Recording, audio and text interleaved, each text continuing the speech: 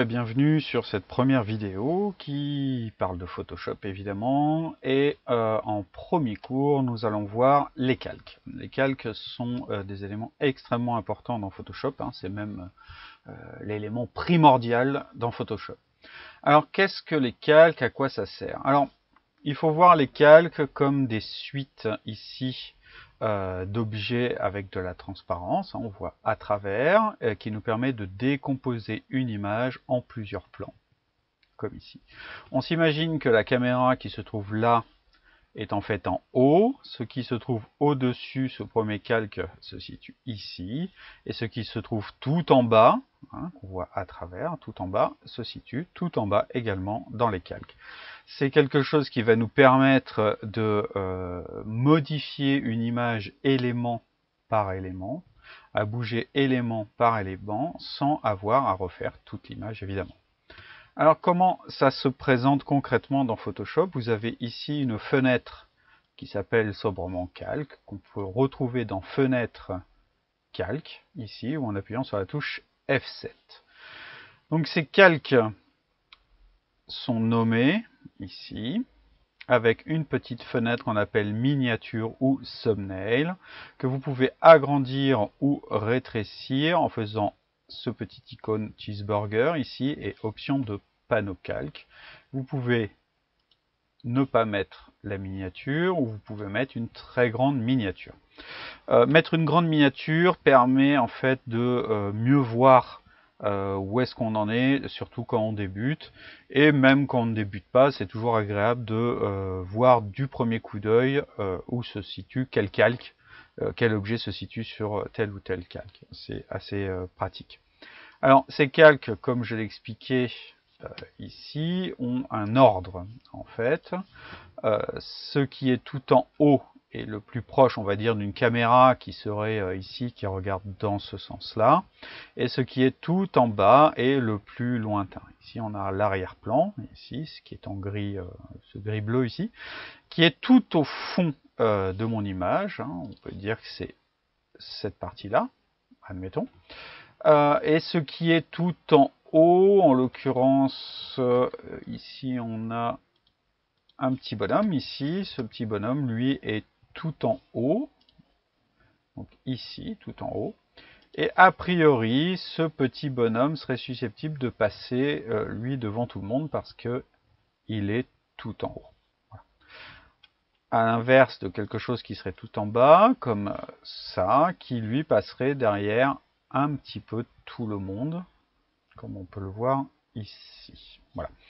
Donc l'ordre des calques est quelque chose d'extrêmement important. Si par exemple, je veux faire en sorte que ma voiture soit cachée ici par ce bâtiment, il suffit très simplement... Alors, elle est où cette voiture? Elle est ici. Cette voiture est ici. Et ici, on voit le gratte-ciel. Ici. Je fais transiter la voiture sous le gratte-ciel et elle passe donc derrière. Alors comment faire? C'est très facile, en fait les calques sont totalement déplaçables, hein. On peut prendre la voiture, clic, je descends, je maintiens, et là on voit une petite bande bleue ici, ça veut dire que je peux insérer le calque ici.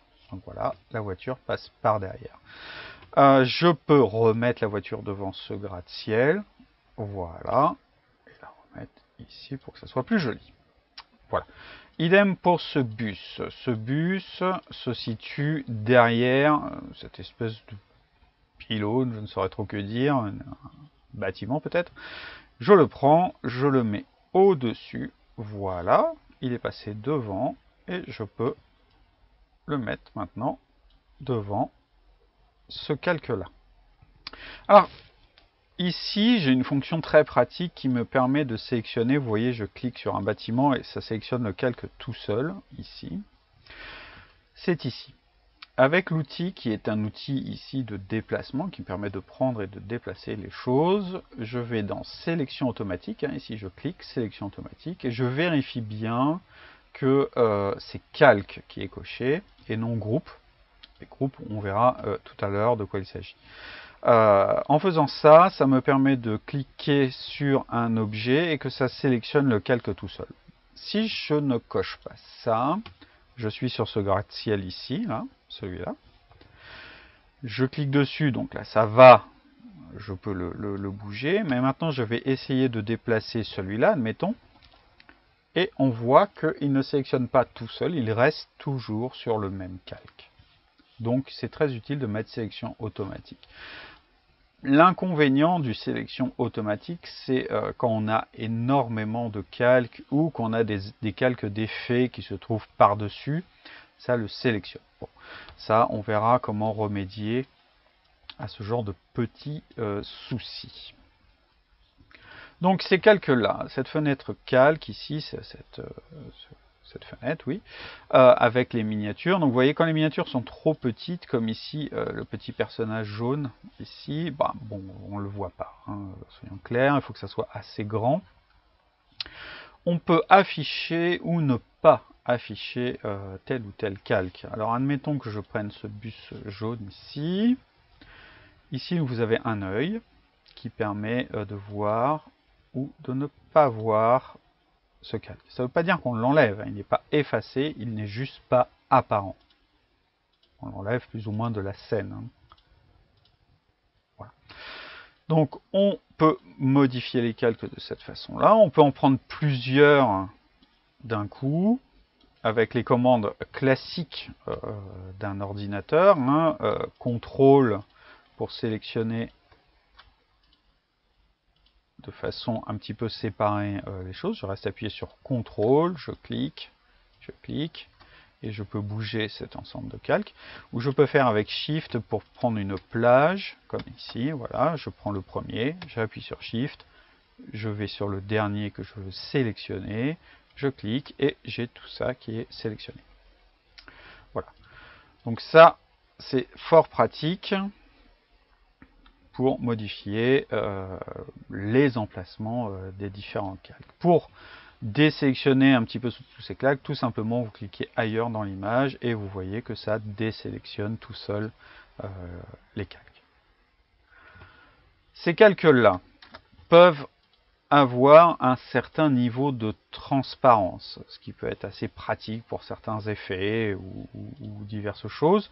Donc admettons, je vais prendre ce bus-là et je vais faire en sorte qu'on puisse voir au travers, hein, qu'il devienne un petit peu transparent. C'est très simple, je sélectionne d'abord ce calque ou en cliquant directement dessus ou en cliquant sur le calque qui est ici.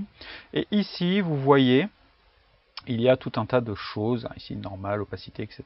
Et bien c'est l'opacité qu'on va modifier. Une opacité à 100%, ça veut dire qu'il est complètement opaque. Une opacité à 0%, ça veut dire qu'il est complètement transparent. Et évidemment, on peut jouer avec le pourcentage ici pour plus ou moins voir au travers. Donc à 50%, il est moitié transparent. Ça peut être assez pratique. Alors évidemment, ces calques-là ne portent pas ce nom-là hein, directement, ils ne devinent pas. Il faut donc les renommer. Renommer un calque, c'est pratique pour s'y retrouver. En fait, quand on a beaucoup de calques. Alors pour cela, il suffit simplement de cliquer dessus, double-cliquer dessus, et vous voyez que ça s'écrit en bleu, c'est surligné en bleu, perso jaune, entrée, hop, voilà. Ici, j'ai donc perso jaune qui s'est mis. Ça, c'est très pratique. Alors, pour créer un calque, ça se situe ici. Alors, certaines personnes font des clics, etc. La meilleure solution, c'est d'aller ici, sur cette icône-là, et de créer un calque. Vous voyez, le calque se crée toujours au-dessus du dernier calque sélectionné, et il porte le nom de calque 1, s'il n'y a pas de calque 1, si j'en crée un autre, calque 2, etc., etc. Bien sûr, ce sont des calques qui sont vides. Hein, ce sont des calques non remplis, parce qu'il ne sait pas ce que je vais y mettre dedans. Ensuite, je peux mettre ce que je veux à l'intérieur. On voit dans la miniature qu'il y a bien l'élément que je viens de dessiner ici. Ce calque, je peux donc le renommer en truc. Je peux l'afficher ou ne pas l'afficher. Je peux le mettre derrière certaines parties du décor ou pas, le modifier de cette façon-là. Voilà, ça passe derrière, devant, etc., etc. Et bien sûr, je peux l'effacer. Alors pour effacer le calque, plusieurs solutions. La bonne vieille touche supprime. Voilà. Ou vous pouvez le prendre et l'emmener dans la poubelle qui se situe ici. Hop, il s'efface. Alors il est possible, selon l'installation de votre Photoshop, que Photoshop vous donne une fenêtre qui vous dise « Est-ce que vous êtes sûr que vous voulez effacer ce calque ?» Là, vous répondez donc « Oui ». Il y a aussi une case à cocher, éventuellement, qui va dire « Ne plus réafficher cette fenêtre ». À vous de voir si vous êtes confortable avec l'idée de supprimer sans avoir besoin de confirmation. À côté de ça, c'est pas hyper évident de supprimer sans faire exprès quelque chose. Hein. Enfin, vraiment sur la touche supprimer pour supprimer quelque chose. Dans tous les cas, si vous avez supprimé quelque chose qu'il ne fallait pas supprimer, vous avez le très traditionnel CTRL-Z qui permet d'annuler la dernière chose que vous ayez fait. Alors un exemple, je vais cliquer sur ce gratte-ciel là, je le supprime. Ah zut, c'était pas ça que je voulais supprimer.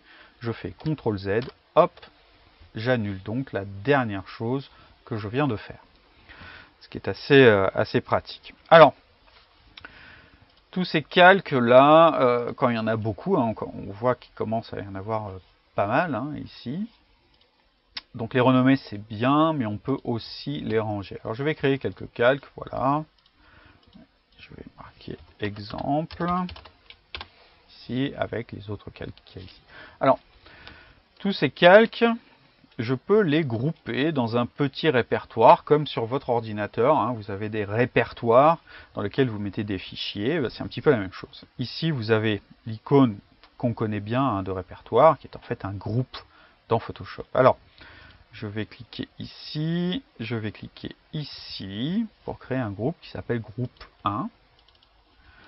Mon groupe exemple, ici, qui est vide hein, pour le moment.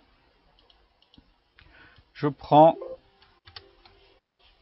je transporte le calque là-dedans. Voilà.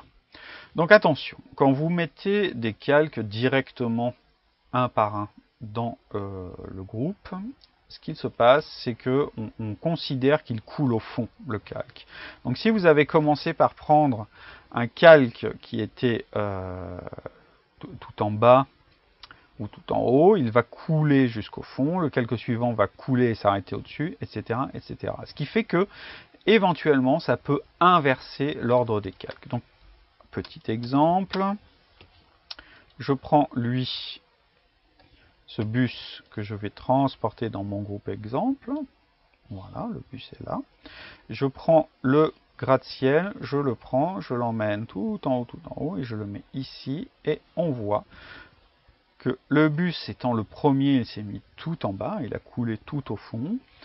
Et en deuxième, j'ai pris le gratte-ciel que j'ai mis au-dessus, et donc du coup, ça m'a inversé l'ordre des calques. Et ça, c'est un petit peu embêtant. Il y a une logique hein, pour ça, qui est une logique assez pratique, hein, de faire couler les calques tout au fond. Pour régler ça, il vaut mieux prendre les calques dans leur ensemble, comme on a vu tout à l'heure, monter dans le groupe, lâcher, et là, l'ordre des calques est respecté. Au moins, vous êtes sûr que votre groupe est correctement constitué. Alors évidemment, ce groupe, on peut l'afficher dans son ensemble ou pas, et individuellement, je peux toujours afficher ou ne pas afficher tel ou tel calque. Dans la personnalisation des calques, on peut également, hein, pour s'y retrouver, coloriser. Là par exemple, je vais coloriser, mettre de la couleur parce que c'est gris, hein, difficile de s'y retrouver. Si je fais clic droit sur le groupe, ici clic droit, et je vais choisir la couleur rouge par exemple, on voit que l'ensemble de mon groupe et de ces calques sont en rouge. Je peux, avec cette icône-là, développer ou refermer le groupe, histoire de ne pas encombrer toute la fenêtre des calques. Pratique pour ranger. Une fois que vous avez terminé dans ce groupe, vous pouvez le replier et passer par exemple à un groupe suivant.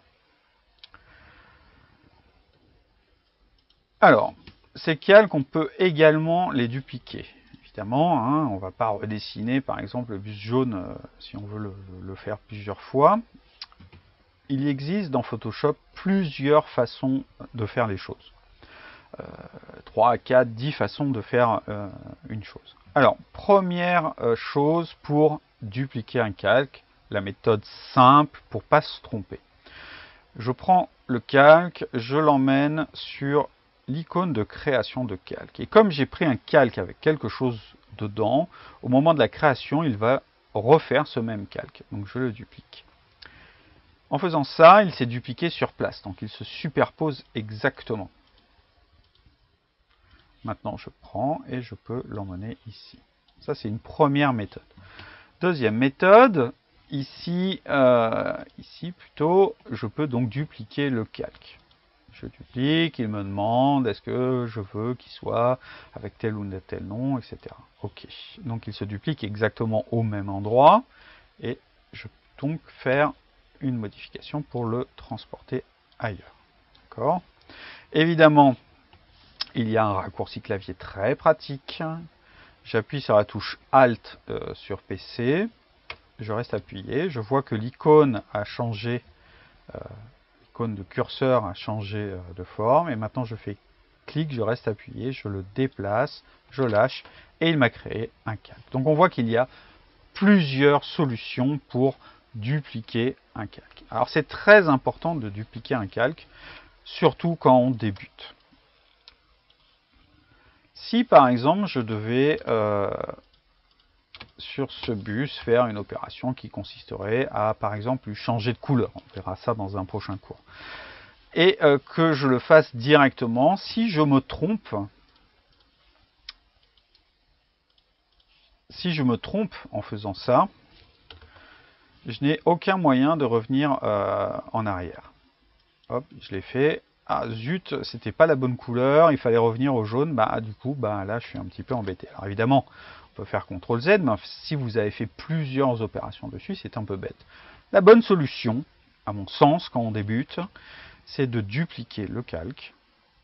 Je le duplique. Maintenant, j'ai deux calques qui sont rigoureusement identiques et au même endroit. Ça, c'est le calque original et ça, c'est le calque que je vais modifier. Il suffit simplement d'enlever l'œil sur le calque original qui va me servir de copie de sauvegarde au cas où je foire ce que je veux faire. Et maintenant, je peux modifier la couleur, modifier tout un tas de choses sur mon véhicule. Voilà. Et au cas où, dans tous les cas, il me reste une version sauvée qu'il suffit de réafficher. On peut également dupliquer un groupe en entier. De la même façon, je remets sur l'icône ici de création de calque. J'ai le groupe qui se met au même endroit. Et donc, je peux afficher ou ne pas afficher le groupe.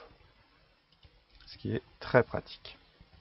Alors, pour terminer sur les calques, les bases des calques, un dernier élément qui est fort pratique, c'est la récupération de sélections à travers le calque. Alors, récupérer une sélection, c'est quelque chose qui va nous servir, on va voir dans différents exemples au fur et à mesure des cours, qui va nous servir à récupérer la sélection exacte de ce calque-là pour en faire quelque chose. Nous verrons plus tard. CTRL, clic sur la miniature, un thumbnail ici, hop, et on voit qu'il y a quelque chose qui s'est mis tout autour de ce calque qui s'appelle en fait une sélection. CTRL, clic sur le calque. Ça nous permet également de voir que là, par exemple, il y a un petit défaut. Bon. CTRL, clic, CTRL, clic. Évidemment, quand je fais CTRL, clic, il change selon le calque tout seul la sélection. Si je veux sélectionner plusieurs éléments, plusieurs emplacements d'éléments en même temps. Je fais CTRL-SHIFT-clic. Et ça ne marche pas. Bon, dernière version de Photoshop, ça ne marche pas. Voilà donc pour les bases des calques. À bientôt.